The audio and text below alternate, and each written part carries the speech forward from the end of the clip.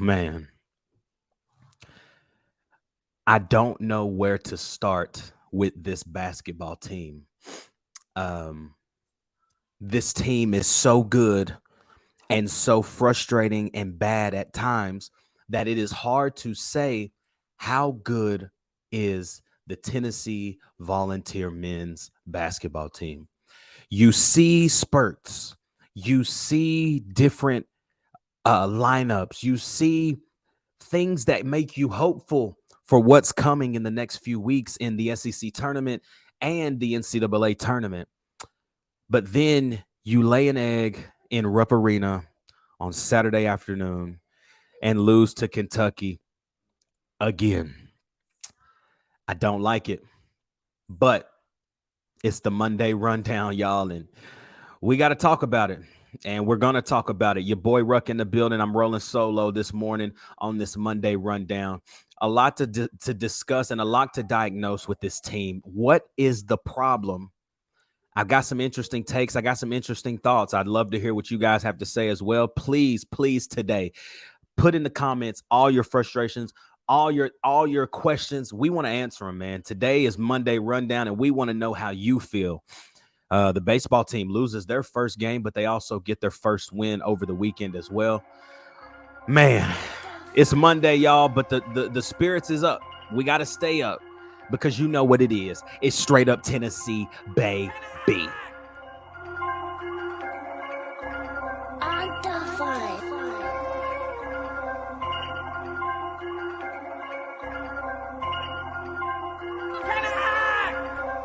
To Northander, sets the race onto the field. The Marlins will be boring the giant sea that stretches from that north end ground on a cold day, becoming Glendale as the big orange sets the race on the Shield Buskins Field, ladies and gentlemen, and wherever you are. What's good, everybody? Welcome to Straight Up Tennessee. Today on this Monday morning, man, Tennessee basketball takes an L on Saturday to the Kentucky Wildcats, not for the first time, but for the second time this year, and they lose to Kentucky 66-54 in Rupp Arena, man. We'll talk all about that, but also Vols baseball takes their L this weekend. Just an interesting weekend, man, I feel like, in the life of Tennessee. Hard weekend, man, but it's Monday and it's a new week. We got a new week for baseball. We got a new week for basketball. We got a lot to look forward to within the next couple weeks and the next couple days. So it's your boy Ruck in the building. My man Turner is out today, but I'm in this thing going solo. You know what we got to do. It's the top of the show. Like, comment, subscribe, hit that bell notification so you never miss a show. You never miss an episode. If you're listening on Apple Podcasts, Spotify, or Anchor, man, we're glad that you're here. Continue to listen to this thing. Rate it 5 stars. Give it a comment.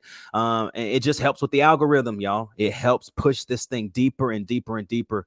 But it definitely helps a lot in the Apple Podcast world, but specifically here on YouTube, man. Keep commenting, keep sharing.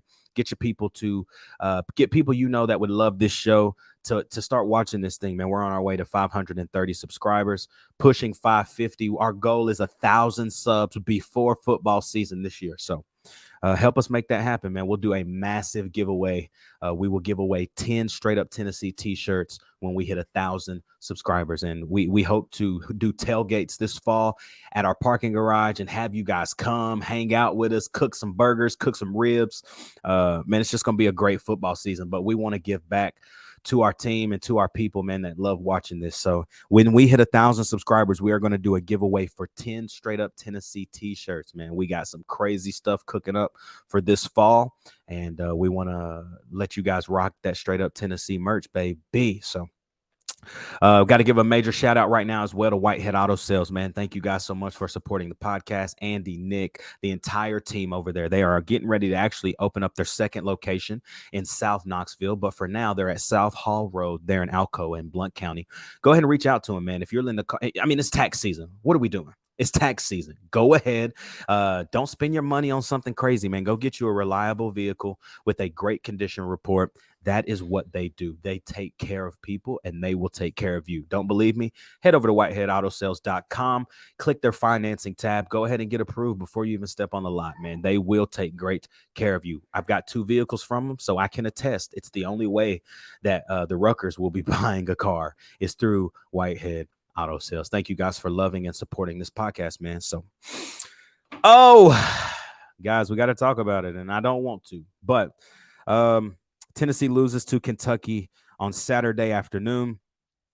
Uh, I have to just read one stat that stood. I think everybody knows exactly where I'm heading with this, but the one stat that is so mind-boggling to me, and I have to let you know right now, the starting five again was Ziegler, Vescovy, Meshack, Adu, and Kamwa. Um, but the thing that killed us in this game, again, Tennessee loses by 12. Let me just tell you right now that the free throw numbers were hideous. When I say hideous team, I mean Tennessee was 4 of 14. 4 of 14 from the free throw line. Jamon Meshack was 1 for 5. We're not going to win that way, y'all. That's 10 points. Does that still have us losing by 2? Yes, but in a game where you shoot 20, sorry.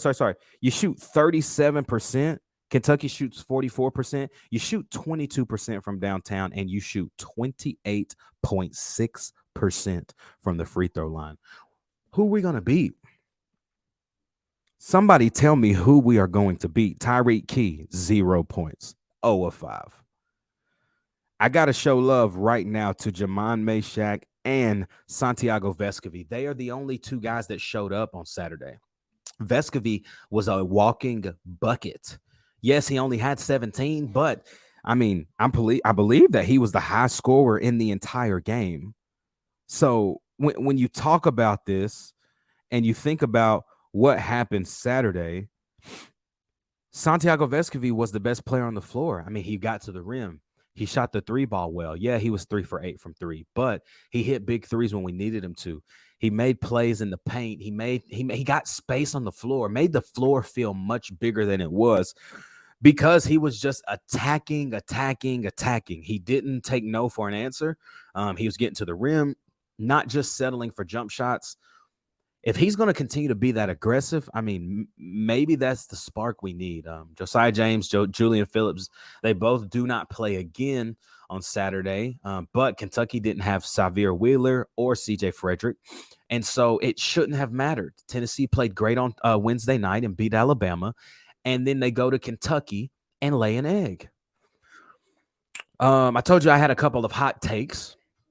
The first thing I want to settle right now is I need all of us, and I mean everyone who listens to this podcast, everyone who is a Tennessee fan of all sports. It doesn't matter, basketball, football, baseball, whatever it is. Everybody, please listen right now. Just turn this up right now. We are not firing Rick Barnes. Why? What is the point in firing Rick Barnes? He has done a complete 360 to this program. Yes, what has happened in the last few years is that we have gotten highly touted recruits. We've got 5 stars in Keon Johnson and Jaden Springer. We've seen Kennedy Chandler come through the University of Tennessee. Now we have Julian Phillips, who is another highly touted 5-star, but he's not living up to the hype that we thought he would bring into this lineup and into this university. So you fast forward to now, but you rewind to when Rick Barnes came in. Rick Barnes coached Robert Hubbs. Rick Barnes coached Kevin Punter one year. Rick Barnes coached Grant Williams and Admiral Schofield and Jordan Bowden and Jordan Bone and Kyle Alexander. You see what I'm saying? You did not know these guys until Rick Barnes put them in the University of Tennessee system. Rick Barnes is a system coach. We have gotten better in the recruiting trail. I think that's due to the assistant coaching and just the pedigree of this program. We have grown to be a top 10 best program every single year in the last 3 to 4 or 5 years. We are pissed off in different moments in the season because we know how good we are and how good we should be, right? How can we say it's time to fire Barnes? We understand, hey, hasn't gotten past the first 2 rounds. We've had great teams. He hasn't done this. He hasn't done that. I understand. But do you think firing him and going a completely different route and maybe not even getting a highly I guess I don't even know the word I'm thinking about, but not getting a high level coach after Barnes leaves. Like, what are we thinking? Rick Barnes had the opportunity to go to UCLA a few years ago, but chose to stay at Tennessee. Everybody was losing their minds, so happy about it. And now we're like, fire Barnes. Come on, people. Chill out. Like, just chill. Listen, we have better recruits because of where we've been. But I think we have to find a way to return to development of those 3-star, of those 4-star guys. I'm excited for Freddie Dillon. I think that he and DJ Jefferson next year are going to bring the guard play that we just don't have this year. I know you're like, but we got Ziegler, we got Vescovi. I understand, but these guys are not. I have to choose the way I say this because you could take this the wrong way, but follow me for a second. DJ Jefferson and Freddie Dillon, or Dillon, however he says his last name, these are not your traditional guards. These are your athletic, defensive, sound. They can score the ball at all 3 levels. These guys are athletes. Santiago Vescovi is a fundamental overseas European type player who is not athletic. Let's just say what it is, but he can get to his shot and he can get his when he needs it. Zakai Ziegler is very athletic. He's just 5'9". DJ Jefferson, 6'4". Freddie, 6'4".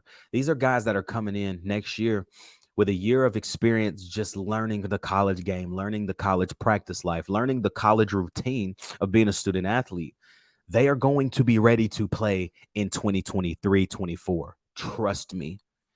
And that is going to change everything for this university. I think the development side of Coach Barnes's tenure here at Tennessee has been the thing that we have missed the last 3 years. Because after Bone and Bowden and Admiral and Grant Williams and Kyle Alexander, Lamonte Turner, when that team transitioned in 2020, we got Keon and Jaden. They left after 1 year. You get Kennedy Chandler last year for 1 year. He's gone. Julian Phillips cannot leave this year. I don't think he's ready. So, I mean, past Julian Phillips, I mean, obviously your senior class, Euros, you're going to have guys like that transition away. But Euros, Josiah, Santi. But when you look at this team, I'm not quite sure you can say next year this won't be a completely revamped team, because it will. And I'm excited to see what happens inside that locker room, what happens inside just the program as a whole, man. I think there's a lot of still great recruits out there that Coach Barnes is going after. And I think that as we continue to see the development of these guys who are not on the floor right now, did not expect Tobe Awaka to make such a splash in the lineup over these last few weeks. However, he is becoming, honestly, he's becoming a part of the main rotation, I feel like, of this team. And without Tobe Awaka, I'm not quite sure we can say we would be where we are. He's doing such a great job coming off the bench, doing what he's supposed to do, knowing his assignments, knowing where he's supposed to be, rebounding the basketball. Sure, does he need to work on his touch around the rim? They all do, man. We can't hit a dang layup to save our lives.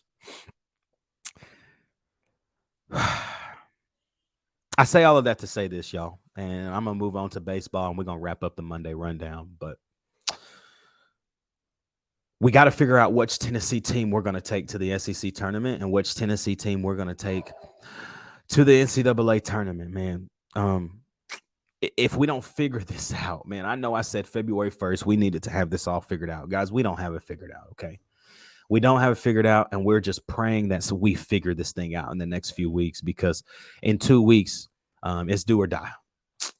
You can get in the SEC tournament and lose. You're obviously still going to make the tournament based off of RPI, based off of the teams you beat. You beat Kansas, you beat Texas, you beat Alabama. You're getting in the tournament. But what are we going to do when we get there? So This is a great time to thank the family over at Tennessee Sporting Goods, man. Thank you guys so much for how you love us, man. You support this podcast so well. They're actually going to be a part of giving away those 10 free straight up Tennessee shirts when we hit 1,000 subscribers. Let's just do it, man. Go ahead and share this thing. Hit the like button, hit the comment, and hit us up, man. Let us know who needs to be watching this. Who needs to get their scoop on Tennessee from the straight up Tennessee family. So, but Tennessee Sporting Goods, man, we thank you guys so much for what you do. Hit them up, man. If you're in the market for sports uniforms, hats, t-shirts, Letterman's jackets, accessories, you name it, they can do it for you. Hit them up at 865-688-5454. The baseball team loses their season opener, man, to Arizona 3-1. However, they fall again at Grand Canyon, so they really lose, I guess, their first 2 games back to back. But they do get a win today or yesterday. So in those 2 games, you just see a lot of ironing the kinks out. It's a new team, man. I don't think that people understand that baseball is a lot like basketball and stuff. There's camaraderie, there's consistency, there's cohesiveness that has to come from learning your team. Yes, when you get up to bat, it's you versus the pitcher, but you still have to know your guys and know strategically, all right, I've got this guy batting up after me. I need to do X, Y, Z in order to get on base so that he can honestly just bring me home. But Tennessee loses to Grand Canyon. I think the final score was 4-3. You know, we're not hitting the ball well early this year. Just a lot of little mistakes, a lot of things that we just need to clean up, man. Tony V is gonna be fine. Like, I don't understand why people are upset, why people are scared. Bro, they're going to be fine, okay? Like, we always will be fine. Tony V is at the helm. We are going to just be fine. Right now, it's ugly and it's not what we want it to be. Blah, blah, blah. Tony V is going to get those guys ready to play. And they're going to start playing well soon, I think. I don't think it's going to be one of those drawn out. I hope we start to play good. No, they're going to start playing good soon. And it's just going to take some time. So keep it up, Tony. Keep doing what you're doing over there at Lindsey Nelson. And we're going to continue to support you, man. Woo, y'all. It's the Monday rundown, man. I told you it wasn't going to be a super long show, but had to make sure that you got what you needed. So Tennessee has a game Tuesday on the road at Texas A&M. Texas A&M is playing great, man. Like it's the SEC is solid, man. It's not another conference now where you got 3 teams, man. Like, everybody you can get beat any given night. So, yeah, Tennessee has Texas A&M on the road on Tuesday, and then Saturday they get to welcome South Carolina into Thompson-Boling Arena. We should win 2 games this week, y'all. Get to 22-7 and really kind of get to that 24 mark before we hit that SEC tournament. Looks like right now we might end as a 3 or 4 seed in the SEC.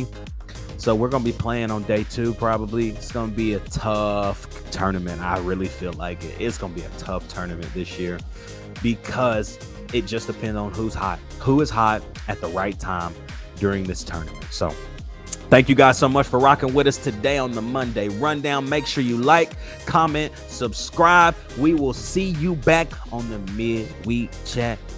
Midweek chat. Midweek chat. Midweek chat. For my boy Turner, who wasn't with me today, bro, we love you. We will see you back on Wednesday. Y'all already know what it is. It's straight up Tennessee, baby. We'll see you on Wednesday. Peace.